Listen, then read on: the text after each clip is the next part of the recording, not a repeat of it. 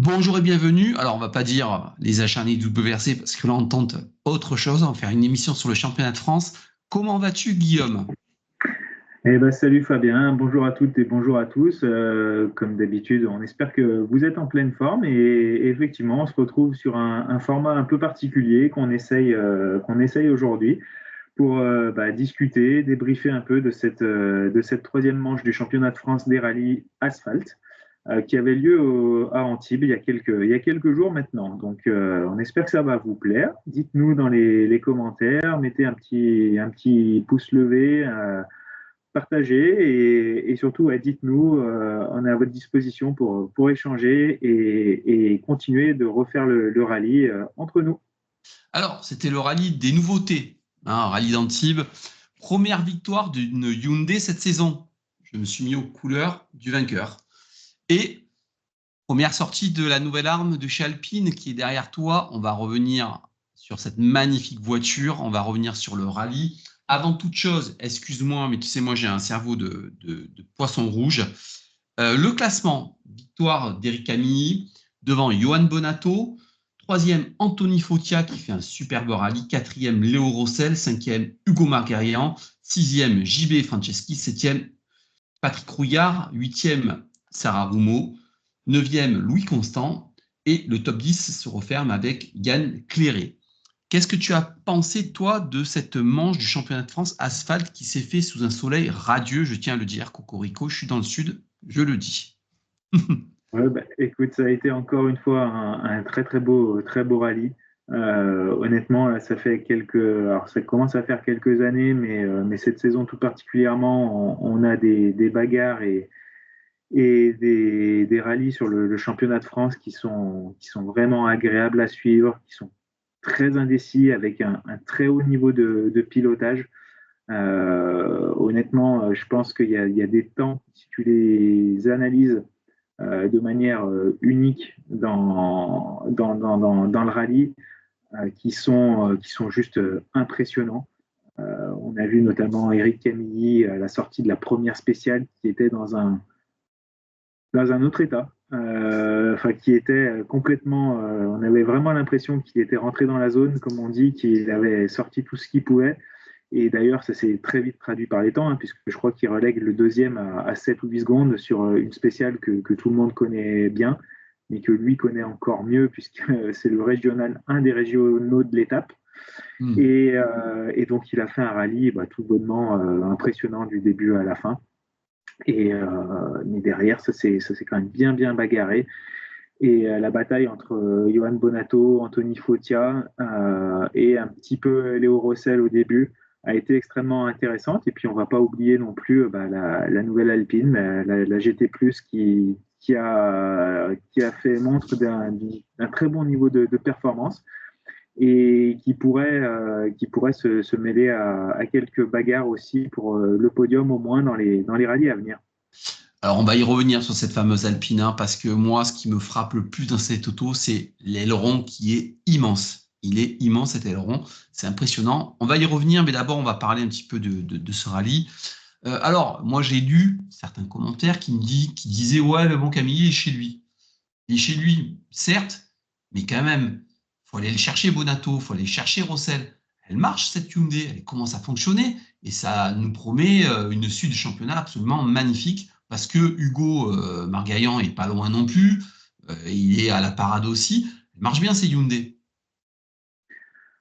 Oui, alors je vais être un peu plus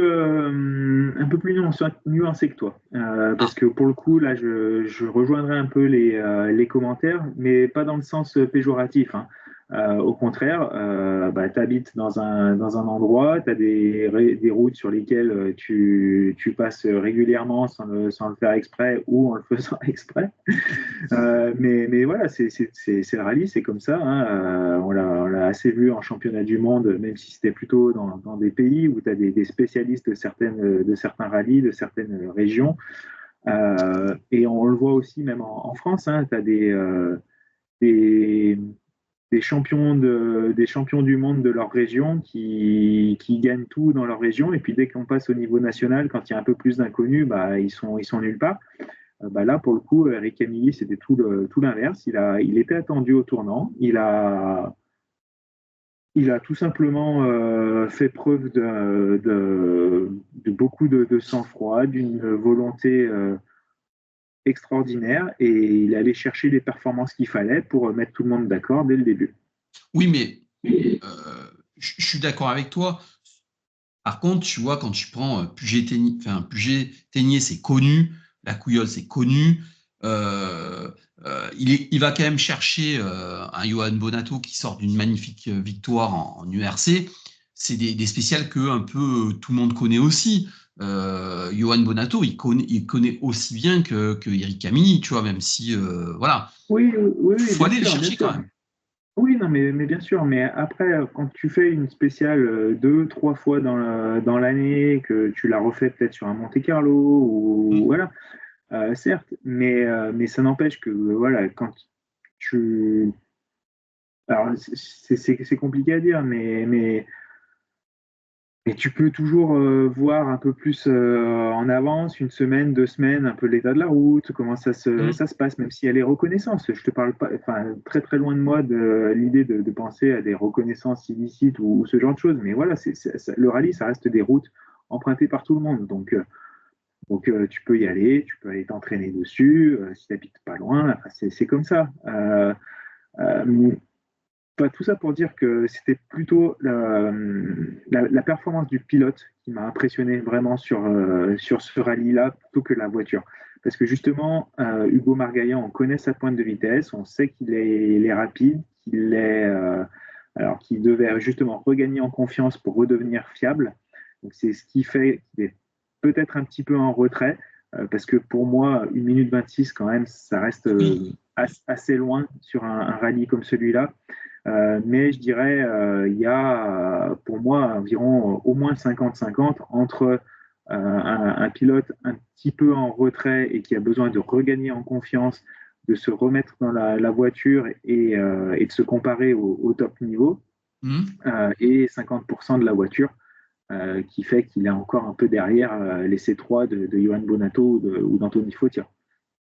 Belle performance aussi d'Anthony Foncia, tu le disais, bon, lui aussi, c'est un petit peu un régional de l'étape, mais quand même, belle performance aussi. Hein. Ah oui, oui, oui, clairement, clairement. Mais encore une fois, hein, sans dénigrer très loin de là la performance, parce qu'il a été vraiment impressionnant, le fait d'être quand même sur des types de routes que tu connais, tu sais un peu mieux lire la route, tu sais un peu mieux lire le virage, tu sais quel type de trajectoire tu peux prendre, est-ce que tu peux élargir ou pas, est-ce que là, tu as des épines de pin qui recouvrent la route ou pas forcément. Tu as plein de petits détails qui font que tu vas pouvoir exploiter encore plus la largeur de la route, faire des relances plus propres, etc. Tu vois, Nicolas Siamin, il aurait été là aussi sur une voiture de top niveau. Il se serait mêlé à la lutte également. Donc, la connaissance du terrain, elle fait forcément. Après, elle fait pas tout.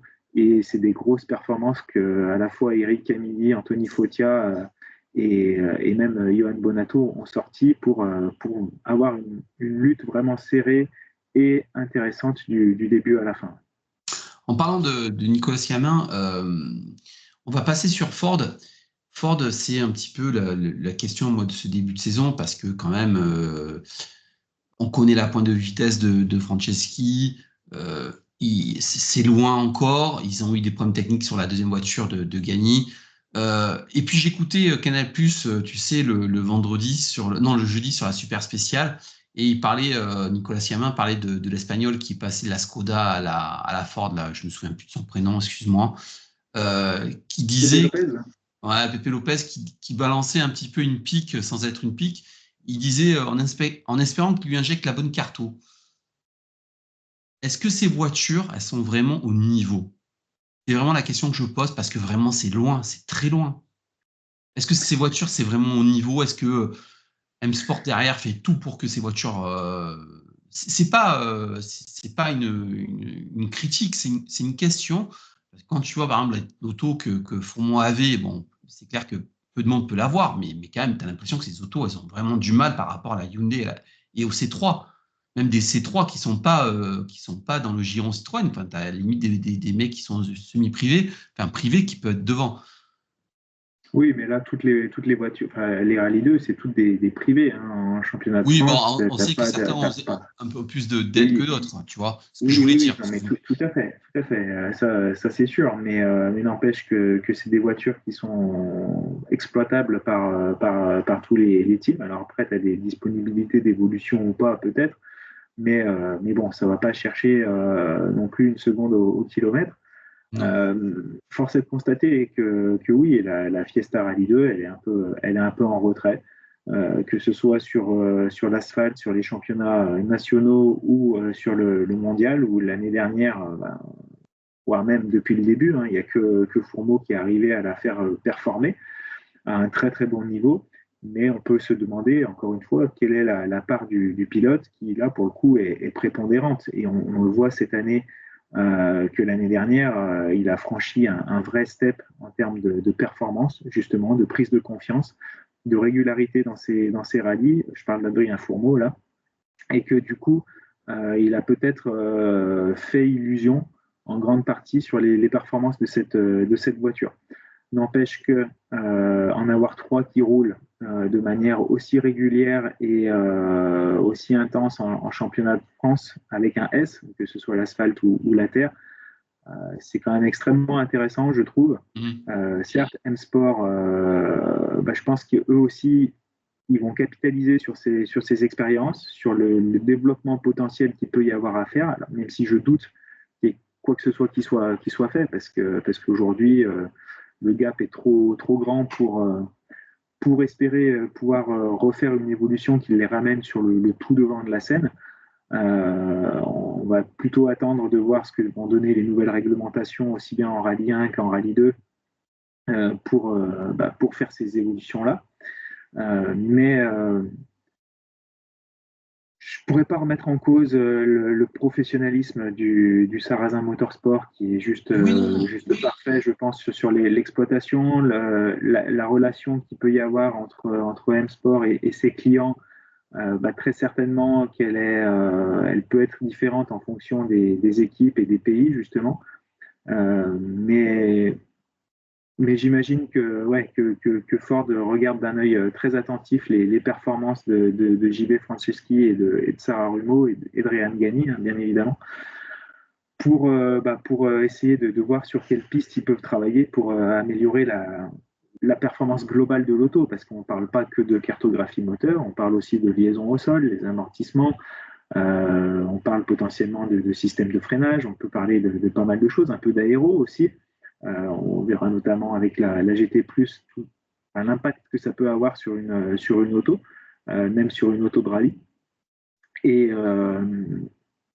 et j'espère qu'ils vont pouvoir revenir un petit peu dans le coup, mais c'est sûr que là, ils sont trop derrière pour pouvoir jouer les premières places. Non, mais c'était vraiment un questionnement, tu vois. Je me posais vraiment la question de savoir pourquoi c'est si loin, tu vois. Je me dis, est-ce que, tu vois, tu te poses plein de questions. Est-ce que le matériel, est-ce que si, est-ce que là, parce que vraiment, enfin, moi, je trouve ils sont loin. Ils sont vraiment loin Mmh. par rapport à tout le monde. Tu m'as fait toute la transition et je sais qu'il y a beaucoup de gens qui attendaient ça dès que ça s'est su, cette nouvelle Alpine. Alors moi, je trouve qu'elle est absolument dingue, avec un aileron démentiel. Alors, Cédric Robert, de suite, a eu des soucis, il a dû abandonner. Moi, j'aimerais que tu nous expliques un petit peu quelles sont exactement les évolutions de cette nouvelle auto, qu'est-ce que ça change, et selon toi, quel est le gain, par exemple, au kilomètre, en gros, par rapport à celle de Cédric, hein. On va faire un comparatif pour celle de Rocher. Qu'est-ce qu'elle a gagné cette auto? Quelles sont les évolutions? Et est-ce que surtout, je vais poser la question brute de pomme, est-ce que ça peut gagner face à des rallyes 2? Alors, qu'est-ce qui a changé? Ça, c'est un secret pour personne, comme tu l'as dit, en termes d'esthétique, d'aéro et d'extérieur de la voiture. Il y a eu énormément d'évolutions, notamment issues de ce qui avait pu être développé sur l'expérience de Pikes Peak, avec la A110 que Raphaël Astier avait amené sur le podium l'année dernière. Donc, beaucoup de travail sur l'aéro, sur la face avant, sur le capot moteur aussi, sur l'aileron, très clairement, qui est extrêmement imposant, beaucoup plus imposant sur la partie arrière, tout simplement pour gagner en appui, puisqu'il faut savoir que, en gros, on dit qu'à partir de 80-90 km/h, c'est là où tu as vraiment de l'aéro qui commence à entrer en jeu. Et donc, ce qui va permettre, notamment avec une lame à l'avant, et en fait, tu as une lame à l'avant qui prédomine un petit peu sur le pare-choc, ce qui n'était pas le cas sur la RGT, et qui va permettre de jouer un rôle aérodynamique, de venir plaquer un peu plus l'avant, de rediriger les flux d'air aussi vers l'intérieur du capot et ensuite sur l'avant de la voiture. Et puis à l'arrière, justement, vu que tu rajoutes de l'appui sur l'avant, il faut en rajouter aussi sur l'arrière. Et ça va être le rôle de cet énorme aileron qui va permettre de stabiliser la voiture dans les virages, et donc tout simplement de l'équilibrer entre l'avant et l'arrière.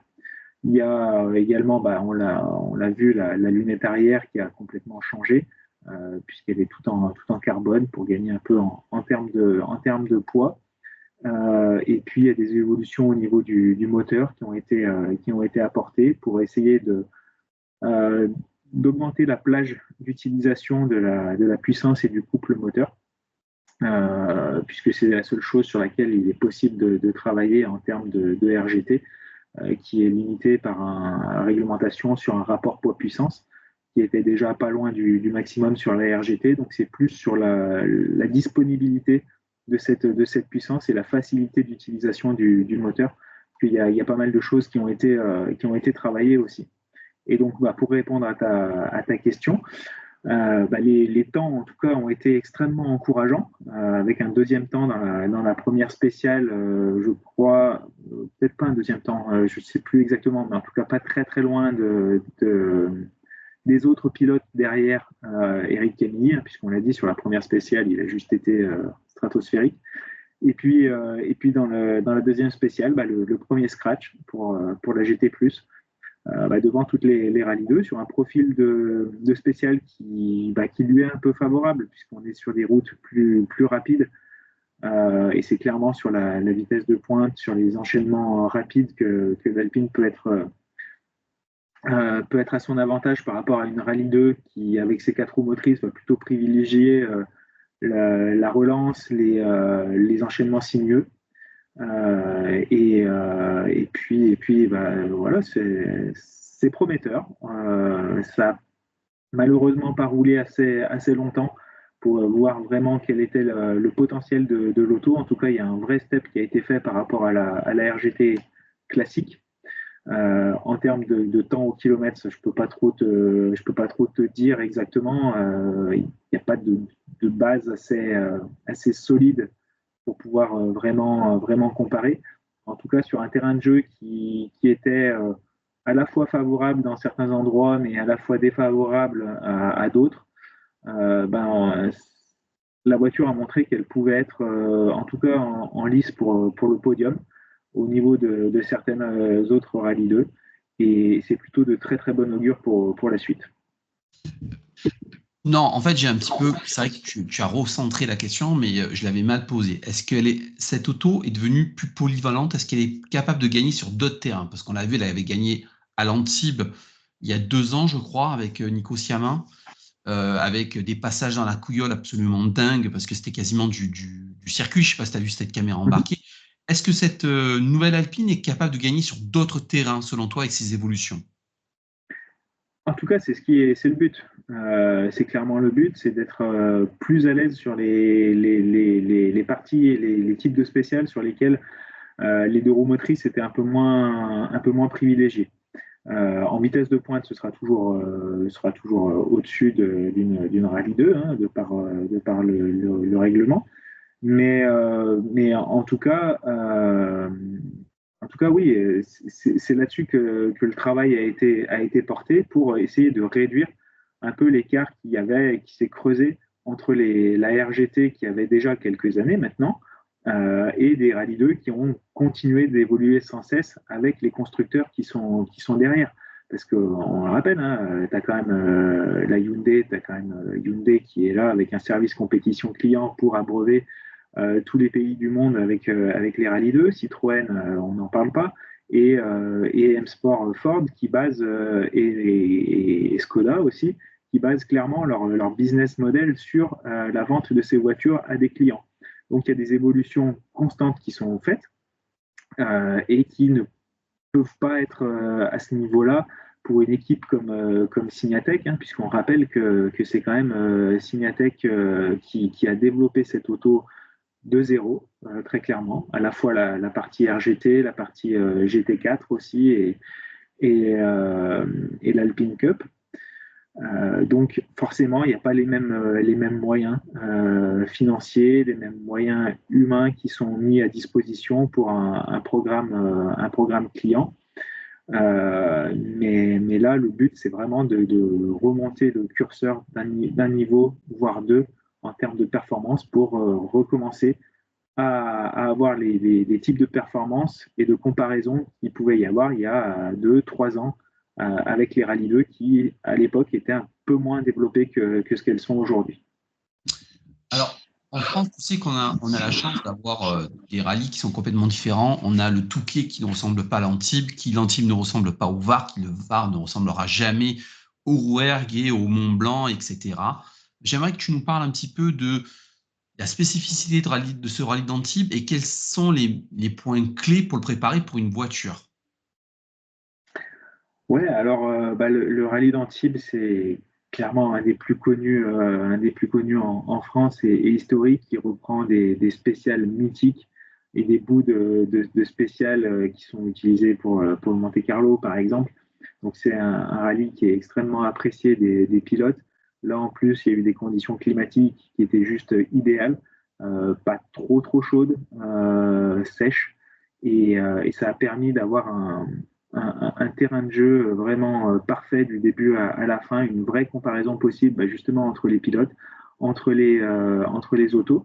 Et tout simplement, ce qui va pouvoir faire la différence, c'est la confiance dans la voiture, la capacité à exploiter toute la quintessence de ta voiture, justement.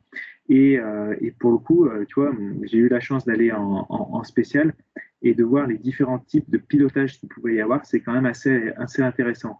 Entre des pilotes qui vont rouler d'une manière beaucoup plus coolée, qui vont essayer d'enrouler les virages plutôt que d'autres qui vont avoir des trajectoires beaucoup plus hachées, à remettre les roues droites le plus rapidement possible, à freiner le plus tard possible, quitte à casser un peu la vitesse. Alors que d'autres, à la manière d'un Nicolas Siamin, par exemple, hein, c'est assez typique, lui, où il garde beaucoup de vitesse dans le virage. Il va privilégier un freinage un petit peu plus tôt et une réaccélération un petit peu plus tardive peut-être, mais il va plus enrouler et garder un peu plus de vitesse dans le virage. Et ça, notamment, tu vois, moi j'ai été impressionné par la capacité d'adaptation justement et par je voulais souligner sa performance aussi de Sarah Rumeau parce que sur un rallye comme celui-là qu'elle découvrait dans une rallye 2, j'ai été clairement impressionné par les temps qui ont été réalisés, le classement au final, parce qu'une huitième place, alors même s'il y a eu quelques abandons devant, ça reste extrêmement intéressant. Et honnêtement, pour le coup, tu vois, je pense que la Fiesta, c'est presque la voiture idéale pour elle, pour progresser, pour apprendre, parce que ça lui permet de se créer cette expérience sur une voiture qui lui permet d'apprendre et de tester plusieurs types de pilotage, justement. Non, mais je suis totalement d'accord avec toi. J'ai un petit peu retour. C'est vrai que c'est un rallye assez spécifique hein, parce qu'il y a du rapide, il y a du serré, ça monte, ça descend. Pour régler la voiture, c'est très compliqué. Je te prends l'exemple, l'Ablé c'est compliqué. Et par exemple, tu prends cette année le Blen, je crois qu'il n'y était pas, mais quand tu prends le Blen qui a été souvent au programme, qu'il y a déjà été, ça monte, ça descend avec des descentes qui sont complètement effrayantes. C'est vrai que c'est un rallye qui ne ressemble à aucun autre, ou la Couillole, hein, quand tu vois l'arrivée de la Couillole, ça ne ressemble à aucun autre, c'est effrayant, c'est toute une descente qui est effrayante. Ça doit être quand même compliqué à trouver un setup qui va dans tout, quoi. Ça monte, ça descend, c'est serré, c'est rapide. Surtout pour les freinages, quoi. C'est des freinages dingues à chaque fois. Ouais, ouais, bah c'est toute la magie du rallye aussi, hein. C'est qu'il faut être capable de s'adapter à différents types de conditions, à différents types de profils au sein même d'un même rallye, voire d'une même spéciale, parce que comme tu le dis, tu as des spéciales qui commencent avec du très sinueux en montée, et puis qui va se finir dans du très vite dans une descente. Après, tu as des choses sur lesquelles tu peux un peu jouer, hein, au sein du rallye, et voire même d'une même boucle, en jouant sur des clics d'amortisseurs, sur les hautes vitesses, les basses vitesses, sur la détente. Tu peux jouer un petit peu sur tes hauteurs de caisse aussi, en fonction du type de terrain, des conditions atmosphériques. Il y a plusieurs types de réglages sur lesquels tu vas pouvoir jouer. La dureté de tes barres anti-roulis, tes angles de carrossage et autres. Donc, ça fait partie de la mise au point de la voiture, de l'osmose que le pilote doit créer avec cette voiture pour être assez vite dans les zones où il est un peu moins à l'aise et très vite dans les zones où il est le plus à l'aise et où sa voiture lui permet justement d'attaquer au maximum. Mais c'est vrai que il y a tout un panel de réglages et de paramètres sur lesquels il est possible de jouer. Dernière question, parce que il me semble que tu nous as dit qu'il y avait une petite surprise à la fin, mais une dernière question, c'est une question piège. C'est quoi le prochain rallye en championnat de France? Les Vosges. Bravo, Mais oui, oui, bravo. oui, les Vosges du Et côté tu suis, de c'est bien, c'est Gérardmer. bien. Ben, bien sûr que je suis, bien sûr, bien sûr. Et puis, bon, après, ça va être un week-end où il y aura énormément de choses à suivre, hein, puisque c'est le même week-end que les 24 heures du Mans. Oh là là. Donc, il va y avoir pas mal de sport auto à la télé.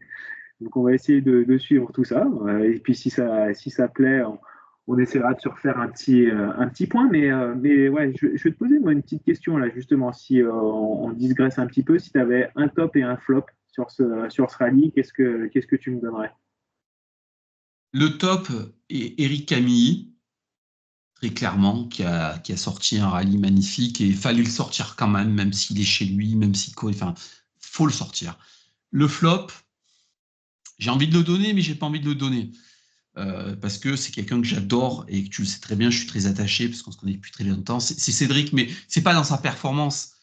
C'est ben voilà, il sort d'une sortie de route juste avant. Là, il remonte la voiture et elle casse et c'est ennuyeux qu'elle ait cassé.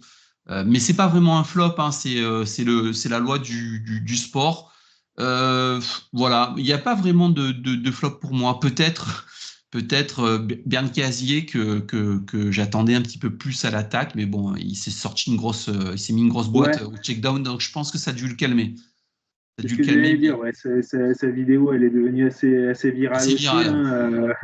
Quand on le voit glisser sur le toit, sur C'est le petit ça. muret, là, bah, je vous invite à aller la regarder aussi parce que c'est C'est ça. plutôt impressionnant. C'est ça, Mais mais pour revenir sur Bernd Casier, il y a beaucoup de gens qui ont rigolé, mais en fait, le mec, c'est un gros pilote, hein. C'est quelqu'un qui a une grosse expérience, qui a beaucoup roulé. C'est pas un lapin de garenne de 3 semaines. Il se sort au check-down. Pierre Rocher aussi.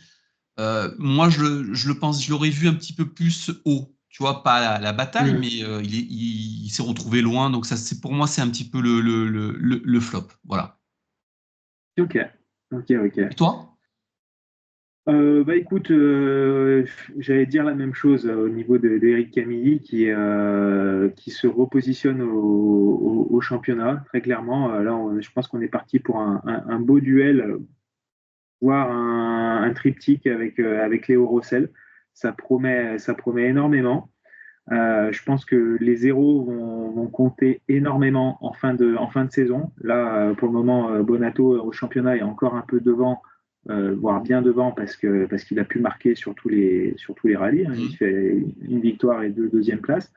Donc à voir comment ça se passe. Mais là, entre les trois, il va y avoir des sacrées belles bagarres. Mais du coup, je vais en prendre un autre. Mais moi, je te l'ai dit, j'ai été assez impressionné par la performance de Sarah Rumeau, qui progresse avec Julien Blard à ses côtés. C'est clairement une progression extrêmement intéressante à suivre, qui se construit petit à petit.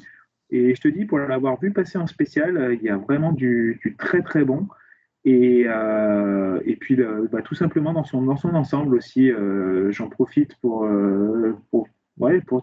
tirer un grand coup de chapeau à tout ce projet Iron Dames, donc, qui a commencé en endurance avec les voitures roses qu'on connaît, Michel Gatting, Raël Frey,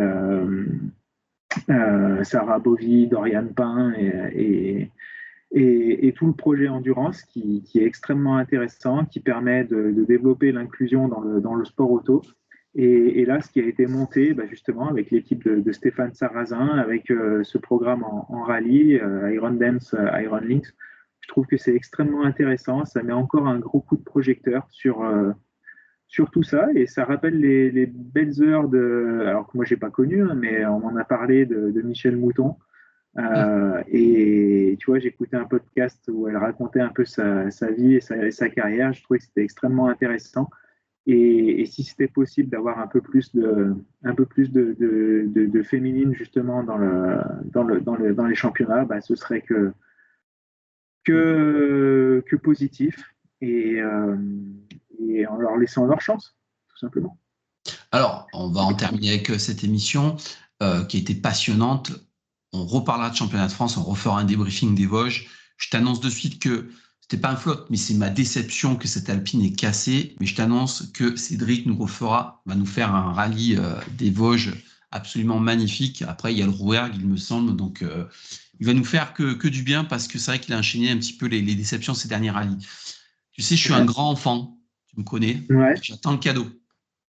Alors. Et oui, parce que du coup, il n'y en a pas eu dans l'épisode du WRC sur le Portugal, hein, puisque, on vous le rappelle, hein, on a fait aussi un épisode sur le WRC au Portugal, que vous pouvez retrouver sur la chaîne YouTube. N'hésitez pas à aller le voir et puis le partager aussi. Donc effectivement, cette fois-là, je n'avais pas de petit cadeau, mais je me rattrape ici en championnat de France. Et puis moi aussi, je suis un grand enfant. Et quand j'ai été enfant, j'ai grandi avec un très grand pilote que tu connais peut-être.